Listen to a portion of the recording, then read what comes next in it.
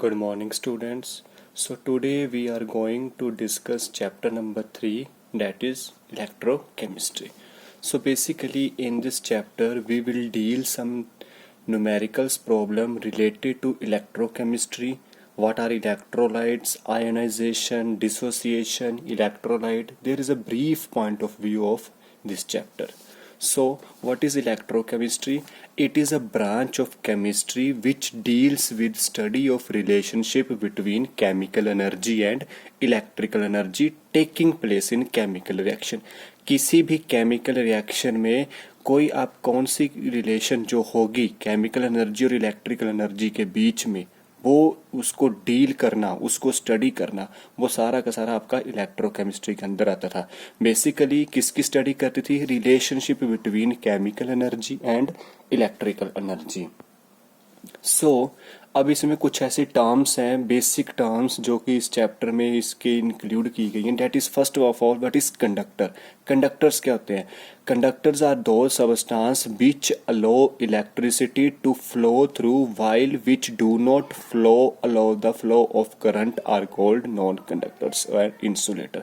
Conductor और insulator में आपका मेन डिफरेंस यही आएगा. इसमें जस्ट टर्म्स बताई हुई हैं कि जहां पर आपकी इलेक्ट्रिसिटी का फ्लो हो जाता है, जो अलो कर देते हैं इलेक्ट्रिसिटी के फ्लो को, उसको हम कंडक्टर्स बोलते हैं. और जो इलेक्ट्रिसिटी जहाँ पे पास नहीं होती, अलो नहीं करते, वो होते हैं आपके नॉन कंडक्टर, और उन्हीं को हम क्या बोलते हैं? इंसुलेटर. यहाँ पे टाइप्स आते हैं कि कंडक्टर, तो इसमें कंडक्टर आ जाते हैं आपके मेटेलिक कंडक्टर एंड इलेक्ट्रोलाइट के बारे में. So metallic conductor are those which conduct current due to the movement of electrons. ठीक है, मेटेलिक कंडक्टर्स आपके कौन से होंगे? जो करंट को कंडक्ट तो करेंगे but due to the movement of electrons. और उसके बाद आता है आपका इलेक्ट्रोलाइट. सो इलेक्ट्रोलाइट्स क्या होता है? ये वो सबस्टांस होता है which allow the passage of electric current by the movement of ions.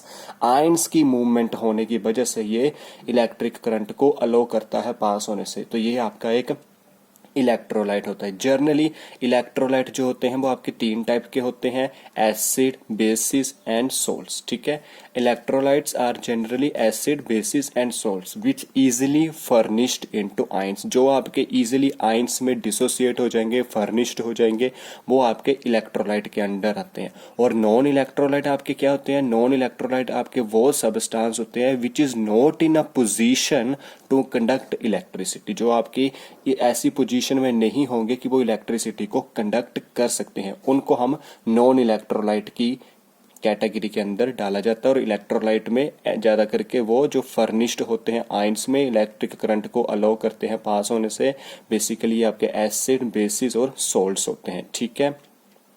Also, these are molecular solids such as urea, sugar and iodine. ये जो आपकी एग्जांपल है मोलिकुलर सॉलिड, जैसे कि आपका यूरिया है, या आपका शुगर है, या आपका आयोडीन है, ये सारी की सारी आपकी नॉन इलेक्ट्रोलाइट की एग्जांपल होती हैं. ठीक है. और जो आपकी इलेक्ट्रोलाइट है, ये आपके एसिड आ सकता है, आपका कोई बेस हो सकता है, आपका कोई सोल्ट हो सकता है, ये आपके इलेक्ट्रोलाइट, वाटर, KCl, ये सारे के सारे आपके गुड इलेक्ट्रोलाइट है जो कि फर्निश्ड हो जाते हैं, आयंस में टूट जाते हैं. आगे आता है इलेक्ट्रोलाइट को डिवाइड कैसे किया गया. इलेक्ट्रोलाइट को 2 टाइप्स में डिवाइड किया होता है: स्ट्रॉन्ग इलेक्ट्रोलाइट और वीक इलेक्ट्रोलाइट के बारे में. स्ट्रॉन्ग इलेक्ट्रोलाइट और वीक इलेक्ट्रोलाइट में क्या है? When electrolyte dissolve in water it ionise to form ions which conduct electric current. So these are known as strong electrolyte. ठीक है. अगर आपका कोई इलेक्ट्रोलाइट वाटर के अंदर डिसॉल्व हो रहा है और उसके आयंस टूट रहे हैं, आयोनाइज हो रहा है अपने आप को, जैसे कि आपका KCl, K positive, Cl negative, NaCl, Na positive, Cl negative, furnished हो जा रहा है आयंस में, और उसकी वजह से आपकी इलेक्ट्रिसिटी कंडक्ट हो रही है, वहां पे करंट जनरेट हो रहा है, तो ऑल इलेक्ट्रोलाइट जो आपके होंगे इस तरीके से, उनको आप बोलेंगे strong electrolyte. But all the electrolyte do not ionise in the same extent. The electrolyte which are ionised almost completely in the aqueous solution are called strong electrolyte. ठीक है. जो आपके कंप्लीटली आयोनाइज हो जाएंगे सॉल्यूशन के अंदर, उनको हमने स्ट्रॉन्ग इलेक्ट्रोलाइट की कैटेगरी के अंदर रखा है. ठीक है.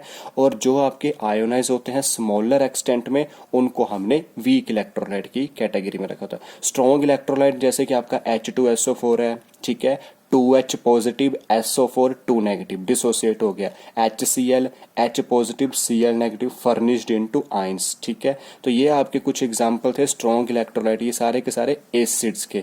और बेस में आपका NaOH Na positive, OH negative, KOH K positive, OH negative. ठीक है, और सोल्ट में आपके आ जाते हैं KCl NaCl एंड Na2SO4।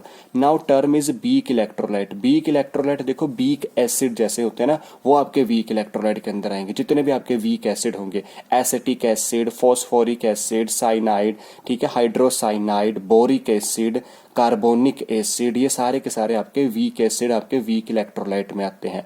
और वीक बेस जैसे कि आपका ammonium hydroxide, aluminium hydroxide, calcium hydroxide, ये आपके जो हैं वो वीक बेस होते हैं और ये वीक इलेक्ट्रोलाइट के अंदर आते हैं। Weak electrolyte means those electrolyte which are ionized not a great extent, only smaller extent में जो आयोनाइज होते हैं उनको हम आयोनाइज हो जाते हैं, इसलिए इनको इलेक्ट्रोलाइट बोलते हैं।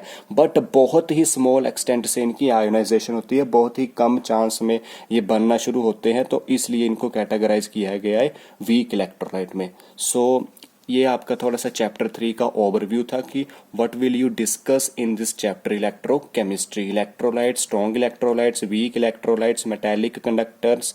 Now there is another terms degree of ionisation and dissociation which will be discussed further. So this is all about today's video.